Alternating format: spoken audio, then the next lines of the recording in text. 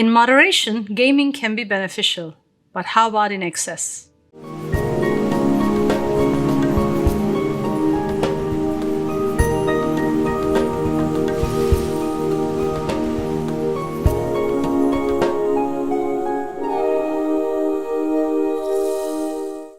Hi, I'm Dr. Karol Darsa, author, psychologist, and founder of Reconnect Trauma Treatment Center in Los Angeles. We want to talk today about gaming.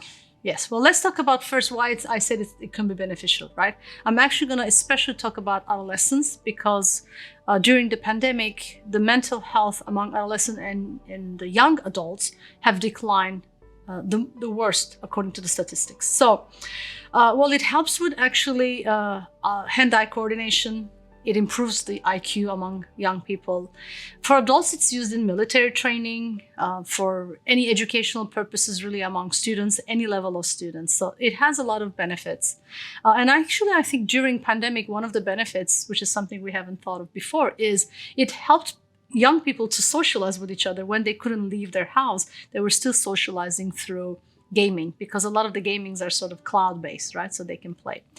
But that's not what we're going to talk about today. We are really concerned actually about the overuse and where it becomes now obsessive use, especially among adolescents. And again, that increased during pandemic due to the restrictions that kids had to stay home. So this compulsive playing is actually now is recognized by World Health Organization as gaming disorder.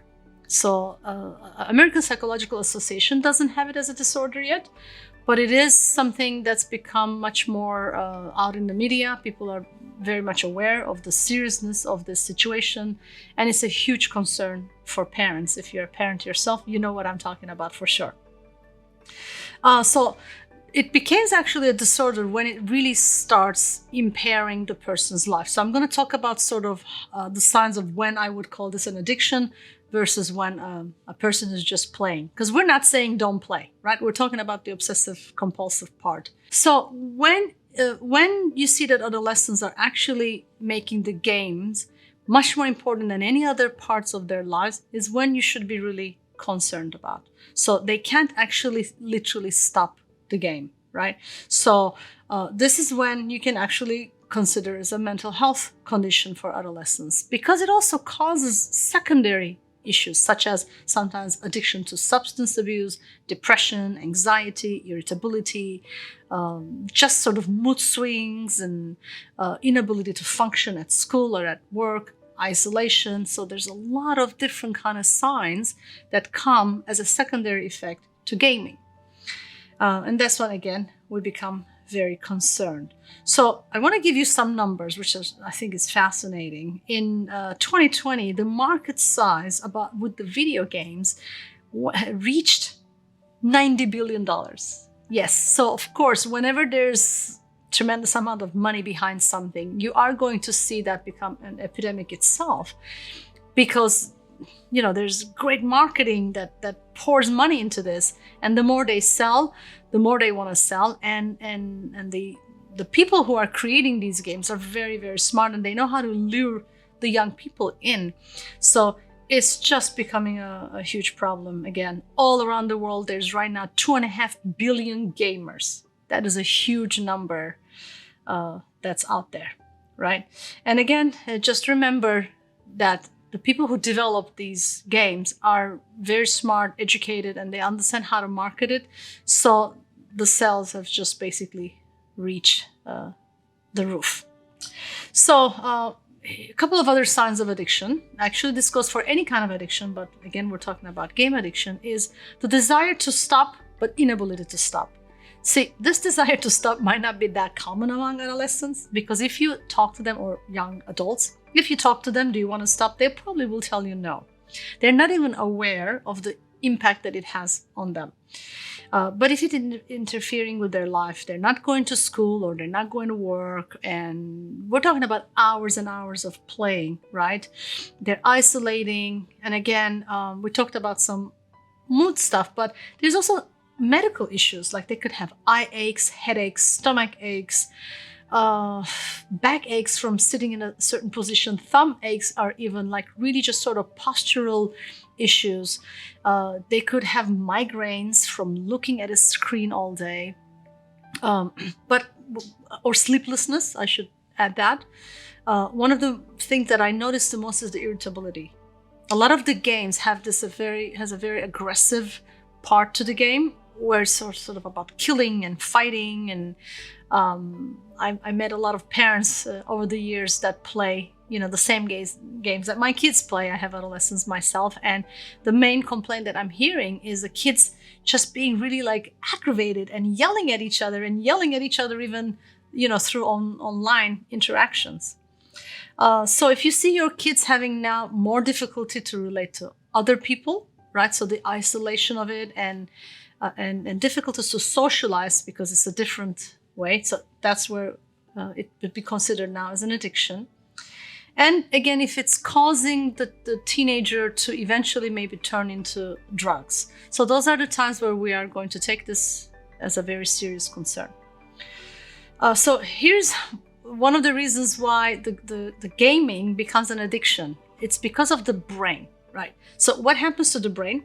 The brain it's wired in a way that getting a reward, it actually has a specific spot in the brain that it gets a reward and it just like lights up, right? It says, yep, you did a good job. So, and that's a very addictive way of feeling. So when a child is actually feeling like they're winning, this wanting to win more and more and more, it actually grows further. It's a little bit of like gambling among adults, which you can even see the similarity between that and maybe the slot machine effect, where the slot machines are fascinating because they don't always make you win, but they don't always make you lose. So the fact that you are winning from time to time may make you stay there in front of a slot machine, because it's like there's the anticipation of when am I going to win next? Because one of those times I am going to win, right? And so the gaming can have that effect too, and that's the addiction part. So why teenagers can't quit? One, again, they do not believe that they need to. They don't think of it as a problem. They're like, I'm enjoying myself. I'm passing time. I have nothing else to do. Another reason could be social pressure. Everyone else is playing. So you can't actually be among other adolescents and, I don't know, talk about the weather, because everybody probably will be talking about the games they play, or they'll be having their phones and playing. So, and as we know, adolescents have a very hard time to feel like an outsider. They have to feel like they belong to a group. There's tremendous amount of followers on YouTube and on other social medias, and that's a way an adolescent can really feel a part of a group. So that's that's another reason why they might not be able to quit. There's this culture of game right now in the Western world especially, right? So kids want to fit that. Right, let's talk about what to do. This is not an easy thing, because again, the main barrier to make a change is that kids do not see it as a problem. So I would like to start with actually educating them. And education doesn't mean like, hey, let me tell you why this is bad for your brain and what it does to you kind of thing. It's going to come from right ear and go out from the left ear. Be prepared. But if they can see themselves that this actually causes them to feel worse, this is actually causing them to maybe feel depressed or anxious or angry, or they're not able to sleep. Like, they have to be aware themselves of the damage that it can cause. Then you have a chance to work with your kids. When you talk with them, please do not get into a power struggle. So if you say right away, like, I'm going to punish you and here's what it is and we're going to fight about it. Yes, I mean, the child could follow your rules because obviously you're putting the rules, but you don't want to just enforce the rules without actually having them to have some sort of voluntary participation.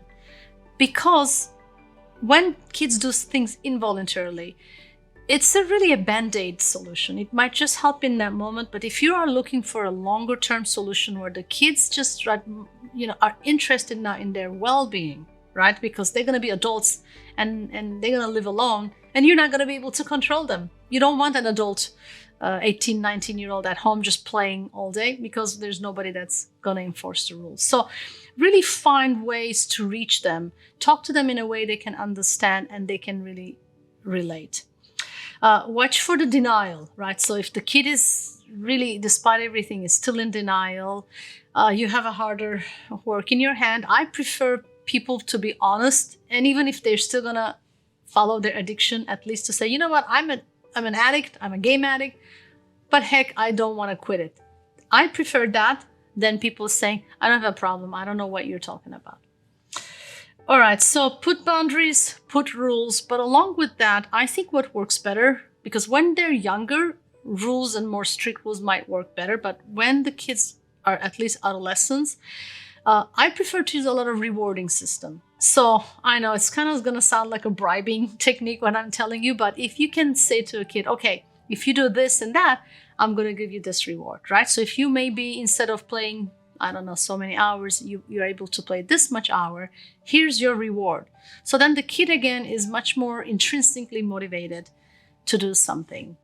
Don't see the games as all bad. If you do, again, you're going to get into a power struggle with your kid or with your young adult, really, right? So maybe show some interest from time to time. Maybe you can play with them or ask about it. What do they like about it? So it doesn't become this sort of this taboo topic, right?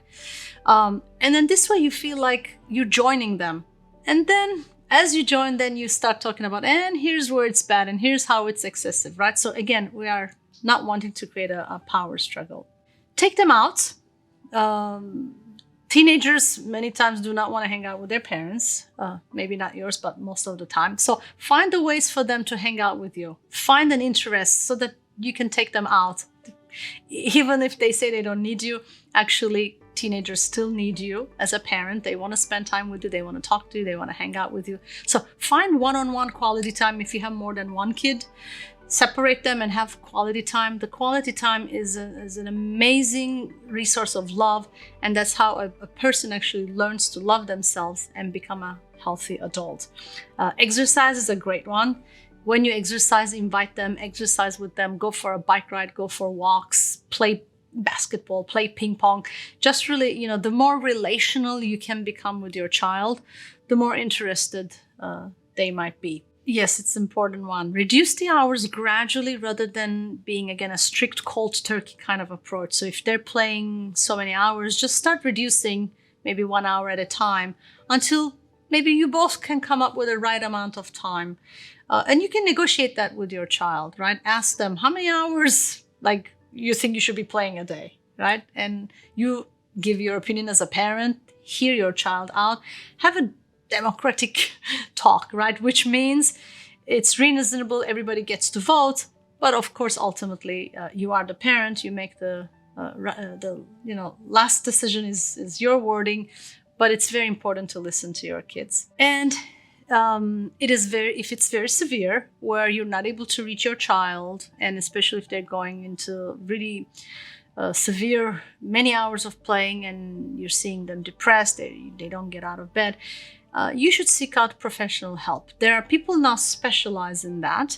There are articles. There's even actually treatment centers, believe it or not, that are specialized in gaming and internet addiction, where the kids have to go away to sort of a nature like retreat center for a while to be able to work on that. But if you don't want to go to that extreme, you can always also call just a therapist. You can also call us at Reconnect. We actually have an adolescent program that we opened recently.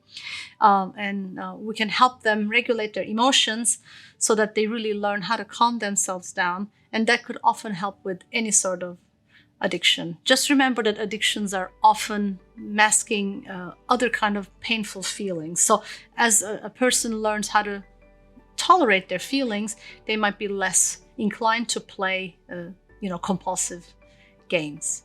In sum, evaluate your child, get to know your child. If you think your child's games is not interfering with their lives and they seem overall healthy and they have sort of a balance, let the topic go. They're not going to fully quit, right?